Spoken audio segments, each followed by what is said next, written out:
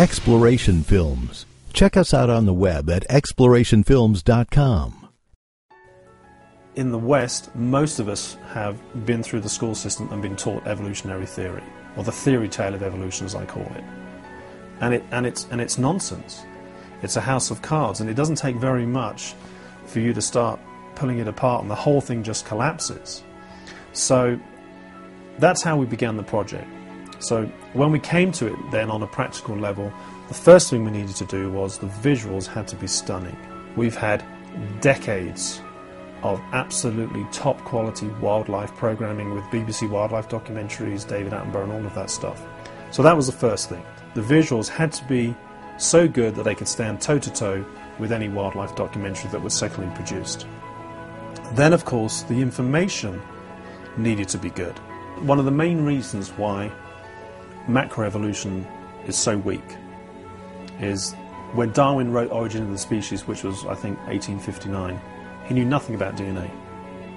There was no DNA research. DNA wasn't discovered until decades later. So if he had known about DNA, his book probably never would have been published. So the weakest foundation of evolution today, of evolutionary theory, is the fact that new information cannot be added to DNA, which is what would be required for macroevolution to take place. Macroevolution is when you form new kinds of animals, or new kinds of animals in their thinking would evolve, as opposed to microevolution, which is what we would call adaptation, where you take two kinds of horses, you breed them together, you interbreed them, and you get a new kind of horse. So you get a new species, but it's still a horse. It's not a cat, a fish, or a monkey. That's microevolution, and we do occasionally see that happen in nature. So, in the biological world, there is no mechanism that can add additional information to DNA. You can only lose it, or you can reshuffle it, but you cannot add information. Now, that argument alone is the death knell to evolutionary theory. It's finished right there, and they cannot get beyond that. And so when you read all their material, they're continually playing this sort of shell game with words and meanings to make you think that, well, things, do develop new abilities and new traits or new colours, which is fine, that's adaptation, but it's still not macroevolution, and that requires new information, and that has never happened, and it cannot happen. In school textbooks around the world, pictures representing the evolutionary tree of life depict what evolutionists believe was the gradual process of change that eventually produced all life on Earth. This began with so-called less complex life forms, which we are told evolved into fish, then amphibians, reptiles, birds, mammals, and eventually man. By drawing attention to the many comparable features that animals share in common, evolutionists claim these similarities are evidence of a gradual pattern of change. So by using the same argument, would biological differences suggest we didn't evolve? Ultimately, a link between monkeys, apes, and men is needed to support this hypothesis. Like humans, these baboons have 5 digits on their hands and feet, 2 arms and legs, similar facial features, and similar internal organs. However, they also have many differences. For example, they walk on all fours, with hips and knee joints designed for tree dwelling and climbing. Unlike humans, they're covered in fur, which means they must employ a radically different cooling system to us. Humans secrete water through sweat glands to cool the surface of their skin. This would not work in fur-covered animals like the baboon. So animals have a variety of different ways to lose excess body heat.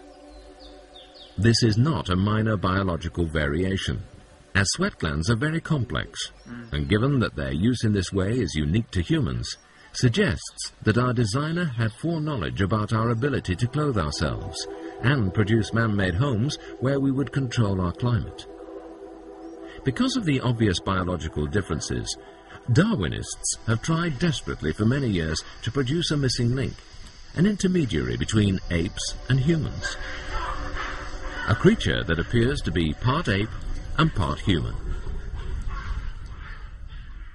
Museums of natural science around the world show models and reconstructions of ape men. School textbooks show artists' impressions of them.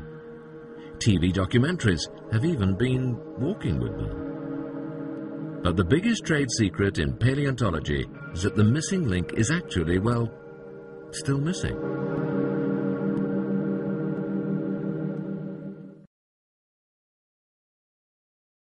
In 1908 through 1912, in Sussex, England, Piltdown Man was discovered. Not until over 50 years later was this find later exposed as a deliberate hoax.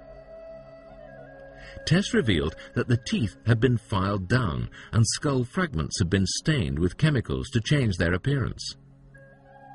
In China, Peking Man was found, or rather, several ape skulls were found, one of which was put together with another ape jawbone containing a single tooth from over 80 feet away in a different rock strata. Java Man was another contender for the missing link, except he was only the remains of one human leg bone, married together with the skull of a large ape found 45 feet away. Additionally, the fact that modern human skulls were also discovered in the same dated rock strata was conveniently kept quiet from all the reports. Lucy is another famous example. She even has her own model in the British Museum of Natural History. What the public fail to recognize is that Lucy is only an artist's impression. This is because the bones that were discovered did not form a complete skeleton. Almost no bones were discovered for the hands and feet, yet the reconstruction shows almost human-like feet on an ape-like creature. Artists' impressions are guesses, not science. It is forensically impossible to produce an accurate model of a skull from just a few bone fragments, especially when it's a unique specimen. Even with a complete skull, scientists can only guess the shape of the nose, for example, because it contains no bones. Neither does a tooth allow someone to accurately determine the cranial capacity or brain size of a creature, only to speculate. Moreover, was the claim, that her pelvic bone was distorted. This was a blatant attempt to suggest she walked habitually upright, which was never proven. Producing models and illustrations from a variety of artists' impressions has been going on for decades. Nowadays, computer-generated images adorn our TV screens, depicting everything from T-Rex to Mrs. Neanderthal. Some fossils showing the imprints of skin or fur have been discovered. On rare occasions, even with the skeleton of a specific dinosaur. But fossilized skeletons alone do not reveal an animal's color, patterning, body mass, or breeding habits, as conjectured by BBC documentaries. This is science fiction, not science fact. It's obvious that behavior does not fossilize. Science is advanced by observation, not speculation. These baboons, like all apes and monkeys, have only 2 joints in the thumb, not 3 like humans, and a significantly lower level of intelligence.